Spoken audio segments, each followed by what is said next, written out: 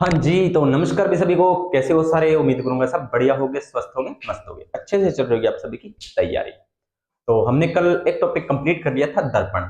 आज हमने एक नया टॉपिक स्टार्ट किया है, यही टॉपिक फिजिक्स का है। कल बायोलॉजी की क्लास रिकॉर्ड की थी, लेकिन वो क्लास है जो आपकी क्रैश हो गई थी। लगभग 45 मिनट की क्लास थी, वो क्रैश हो गई थी। इस वजह से हमने फिर वो वही बात है ना, एक टॉपिक अगर एक बार खराब हो जाए ना बीच में करवाते हो, तो दोबारा उस टॉपिक को उसी टाइम करवाने का मन नहीं करता। क्यों? क्योंकि जिस फ्लो से पढ़ाते हैं वो फ्लो टूट जाता है।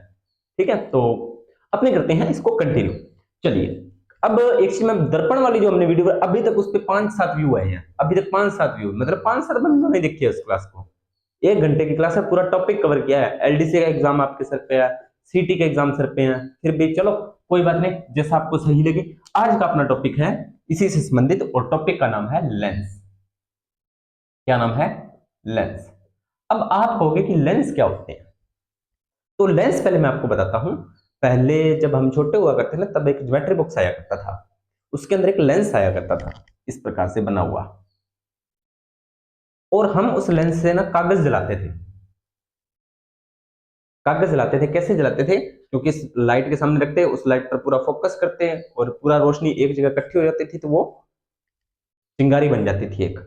ठीक है, तो अब आपको समझ में आ गया उसकी। अब पहली बात, अब यहां पर है ना, एक दर्पण है होता है, एक लेंस होता है। दर्पण में प्रकाश की कौन सी परिघटना होती है, ये आपको याद होना चाहिए। तो दर्पण में प्रकाश की हमेशा कौन सी परिघटना होती है? दर्पण में प्रकाश की परिघटना होती है परावर्तन। लेकिन यहां पर होती है लेंस में, हमेशा क्या होगा प्रकाश का? अपवर्तन। क्या होगा?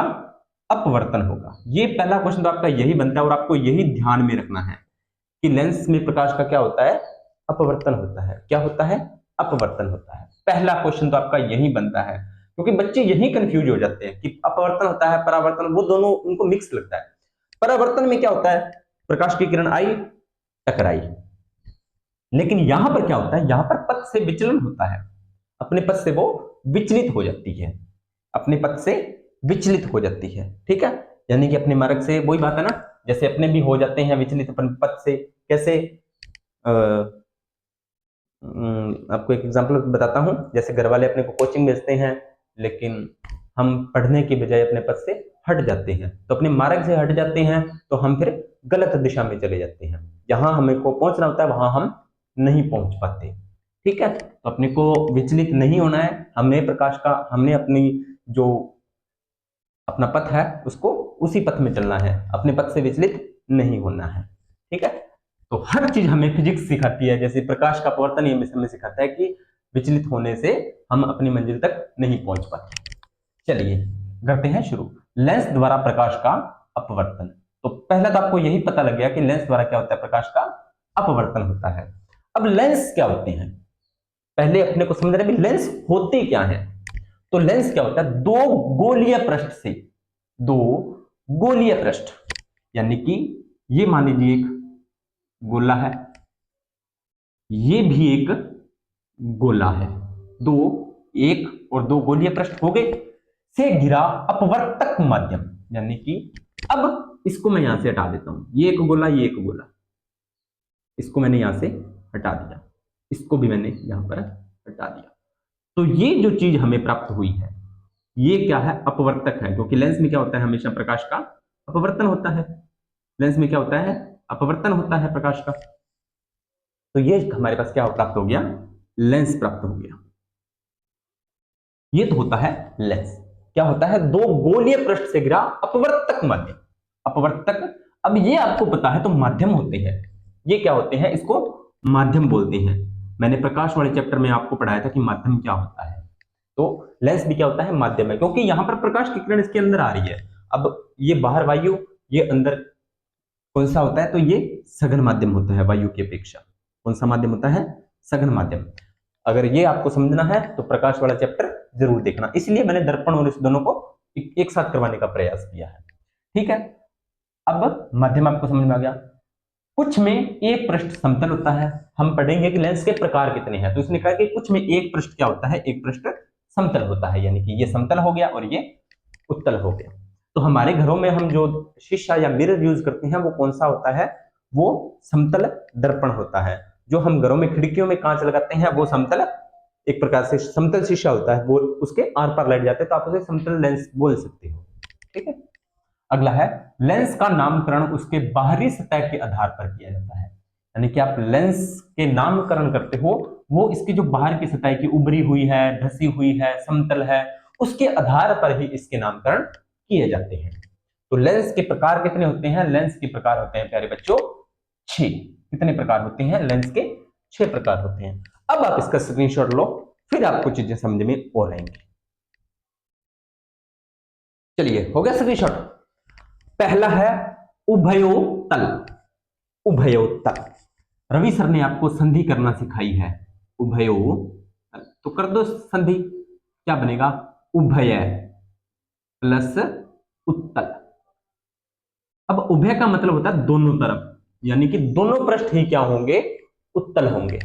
दोनों पृष्ठ उत्तल, तो एक इधर भी उत्तल उभरा हुआ सिरा और इधर भी उत्तल। तो अगर आपको ऐसा लेंस प्राप्त हो तो वो क्या होगा, या ऐसा लेंस आपको दिखे तो वो होगा उभयोतल। तो दोनों पृष्ठ क्या होते हैं? उत्तल होते हैं। दोनों पृष्ठ उत्तल। वक्रता त्रिज्या समान होती है और कभी कभी अलग भी हो सकती है। मोस्टली वक्रता त्रिज्या इनकी समान होती है, लेकिन कभी कभी भिन्न भी हो सकती है। तो ये देखो, ये मैंने डायग्राम बना दिया है, साथ के साथ आप भी बनाइए ताकि आपको चीजें क्लियर हो। अगला है समतल उत्तल। नाम से ही पता चल रहा है, एक सतह क्या होगी? समतल होगी। ये मैंने समतल बना दी। और दूसरी सतह क्या होगी? उत्तल होगी। एक सतह समतल, दूसरी उत्तल। एक पृष्ठ समतल होता है और दूसरा क्या होता है? उत्तल होता है। तीसरा अवतलो उत्तल। इसको फिर संधि करो, अवतलो तल, यानी कि इसको तोड़ोगे तो आपको क्या प्राप्त होगा? अवतल प्लस उत्तल। देख लो भाई, एक साइड क्या बना दी? एक पृष्ठ अवतल, दूसरा पृष्ठ उत्तल होता है। अवतलो उत्तल में क्या होता है? एक पृष्ठ अवतल और एक उत्तल। तो ये मैंने एक तो बना दिया अवतल, अंदर की तरफ धसा दिया इसको, और एक बाहर की तरफ उभार दिया। एक तो अंदर की तरफ धसा हुआ, एक बाहर की तरफ उभरा हुआ। ऐसी अगर आपको कंडीशन मिले तो वो होगा अवतलो उत्तल। वक्रता त्रिज्या भिन्न हो सकती है। वक्रता त्रिज्या क्या होगी? भिन्न होगी। वक्रता त्रिज्या भिन्न होगी। अगला है उभयावतल। उभयावतल, उभयावतल, उभयावतल, यानी कि उभय का मतलब दो, अवतल का मतलब अवतल लेंस, यानी कि दोनों पृष्ठ क्या होंगे? अवतल। यानी कि ये भी अंदर की ओर धसा हुआ है और ये भी अंदर की ओर धसा हुआ है। तो ये कौन से लेंस होते हैं? अवतल होते हैं। तो इस प्रकार का अगर लेंस बने तो वो होगा उभयावतल। वक्रता त्रिज्या समान व असमान हो सकती है। वक्रता त्रिज्या समान भी हो सकती है और असमान भी हो सकती है। चलिए, अगला है पांचवा समतल अवतल। बताने की जरूरत नहीं है, एक सतह समतल है, एक अंदर की ओर धसी हुई है। एक समतल, एक अंदर की ओर धसी हुई, तो ये होगी समतल अवतल। एक पृष्ठ समतल होता है, दूसरा पृष्ठ अवतल होता है। एक पृष्ठ समतल, दूसरा अवतल। अगला है उत्तलावतल। ये देखो, इसको तोड़ते हैं, उत्तलावतल। अब इसको तोड़ो, एक तो उत्तल और एक अवतल, यानी कि एक साइड, एक पृष्ठ उत्तल व दूसरा अवतल। इधर देखो, उत्तलो, ये है अवतलो उत्तल, ये उत्तलावतल, दोनों एक जैसे ही है लेकिन थोड़ा फर्क है। इसने एक पृष्ठ क्या बोल लिया? उत्तल बोला है, और एक क्या बोल लिया? अवतल बोला है। दोनों में फर्क है। वक्रता त्रिज्या भिन्न होती है मोस्टली। तो ये अपने 6 प्रकार के लेंस हो गए। इसको थोड़ा सा ना और आप देखो, मोस्टली कितनी कंडीशन बनती है अगर अपने बनाए तो दर्पण की? या तो कोई भी लेंस है, या तो वो उभरा हो सकता है, या समतल हो सकता है, या अंदर की ओर धसा हो सकता है। ठीक है, ये मैं इस तरह से बनाता हूं, इसको बाहर की तरफ, ये अंदर की तरफ, और ये प्रॉपर हो गया। 3 कंडीशन। इसके आगे मैं या तो इस तरह से लगा सकता हूं, या इस तरह से लगा सकता हूं, या इस तरह से लगा सकता हूं। बस इनको फोड़ते चलो, कोई दिक्कत नहीं है। ठीक है, तो इस प्रकार से 6 कंडीशन बनती हैं। तो आप 6 प्रकार के लेंस तैयार कर सकते हो। अब लेंस से संबंधित कुछ महत्वपूर्ण बातें हैं, वो आपको 2-4 बातें हैं, वो आपको ध्यान में होनी चाहिए। फिर ही आगे आप लेंस की जो वक्र, आगे जो अपने प्रतिबिंब बनाएंगे इसके, तो वो आपको समझ में आएंगे। क्योंकि इसका ये प्रतिबिंब बनाना थोड़ा बच्चों को बोरिंग लगता है, लेकिन आप हमारे साथ जुड़े हो तो बोरिंग लगना तो मतलब ही नहीं है। चलिए, पहला है प्रकाशिक केंद्र। कौन सा? प्रकाशिक केंद्र। तो लेंस के अंदर वह स्थित बिंदु है जिससे गुजरने पर प्रकाश किरणों का विचलन नहीं होता। Very very important. हम क्या पढ़ के हैं? लेंस के अंदर क्या होता है? प्रकाश का अपवर्तन। और अपवर्तन में क्या होता है? प्रकाश की किरणें क्या होती है? विचलित। लेकिन इसने बोला है कि ये मान लीजिए आपके पास कोई लेंस है, कोई भी लेंस है। अब सीधी सी बात है, इस पर प्रकाश किरणें टकराएंगी?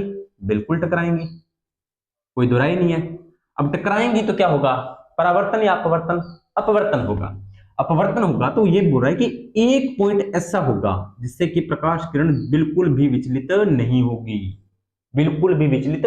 अब ये किरण है तो ये इधर जा सकती है, इधर जा सकती है, किधर भी जा सकती है मोस्टली, ठीक है, उस पर बाद में बात करेंगे कि किरण है जो किधर जाएगी। लेकिन एक पॉइंट ऐसा होगा जिससे प्रकाश किरण है वो बिल्कुल स्ट्रेट लाइन सीधी गुजरेगी। तो जैसे ही ये लेंस में प्रवेश करती है और अपने पथ से विचलित नहीं होती, वो पॉइंट आपका क्या कहलाएगा? वो पॉइंट आपका कहलाएगा, क्या कहलाएगा? वो पॉइंट आपका प्रकाशिक केंद्र। इतनी बात क्लियर हो गई आपको। अगला है मुख्य अक्ष। लेंस के दोनों पृष्ठ। अब लेंस में कितने पृष्ठ होते हैं? दो होते हैं, मैंने आपको पढ़ाया है, अभी पढ़ाया है, दो पृष्ठ है। तो दोनों पृष्ठों की वक्रता त्रिज्या। अब आप कहोगे सर दोनों पृष्ठ नहीं समझ में आए। तो कल मैंने बताया था ये मान लीजिए एक पृष्ठ है, ये एक पृष्ठ है, तो इसकी कोई ना कोई ये वक्रता त्रिज्या है, इसकी कोई ना कोई ये वक्रता त्रिज्या है। जब इन दोनों को मिलाएंगे, इस पृष्ठ को मान लीजिए मैंने मिला दिया, इस पृष्ठ को मान लीजिए मैंने मिला दिया और इसको मिला दिया, तो इसकी वक्रता त्रिज्या होगी, इसकी भी वक्रता त्रिज्या होगी। तो इसको जो मिलाने वाली रेखा है उसकी क्या बोलेंगे? उस रेखा को क्या बोलेंगे? मुख्य अक्ष बोलेंगे। यानी कि दोनों लेंसों की वक्रता त्रिज्या को मिलाने या वक्रता केंद्र को, सॉरी वक्रता त्रिज्या नहीं, वक्रता केंद्र सी पॉइंट को मिलाने वाली जो रेखा होती है उसे मुख्य अक्ष बोलते हैं।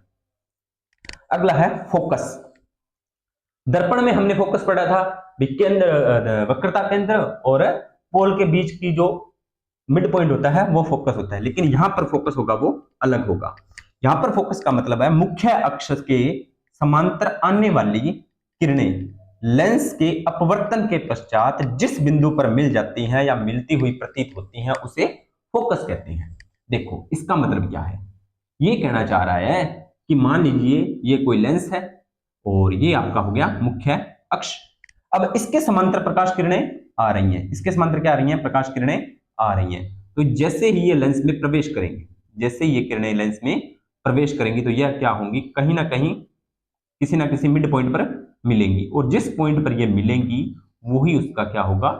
फोकस होगा। वही उसका क्या होगा? फोकस। अगला है फोकस दूरी। प्रकाशिक केंद्र से फोकस तक की दूरी, यानी कि ये पॉइंट से या ये पॉइंट से इसके जो बीच की कुल दूरी है वो आपके क्या होगी? फोकस दूरी होगी। तो आज में मैंने आपको सिर्फ लेंस के इंट्रोडक्शन बताए हैं। कल वाली क्लास में मैं आपको उत्तल दर्पण सॉरी उत्तल लेंस और अवतल लेंस से बनने वाले जो प्रतिबिंब होते हैं कि किस किस कंडीशन में क्या क्या प्रतिबिंब बनते हैं उसके बारे में डिस्कस करेंगे। तो ये छोटी सी क्लास मैंने जानबूझ के बनाई है क्योंकि इसमें आपको समझाने वाली बातें थोड़ी सी ज्यादा थी, थोड़ी सी चीजें अलग थी, क्योंकि दर्पण वाली क्लास मैंने लेंथी कर दी थी। तो आप इसको भी देखना, उसको भी देखना, और प्रकाश वाला क्लासेस को देख के ये दोनों क्लासेस देख लेना। प्रकाश का ऑल चैप्टर आपका क्लियर हो जाएगा, कहीं से भी कोई भी क्वेश्चन आपका बाहर नहीं जाएगा, ये मेरी गारंटी है। ठीक है, तो उम्मीद करता हूं आपको ये क्लास अच्छी लगी होगी। अगर क्लास अच्छी लगी हो तो वीडियो को लाइक करें, शेयर करें, कमेंट करें और चैनल को करें सब्सक्राइब। मिलते हैं नेक्स्ट वीडियो और नए टॉपिक के साथ, तब तक आप सभी का धन्यवाद।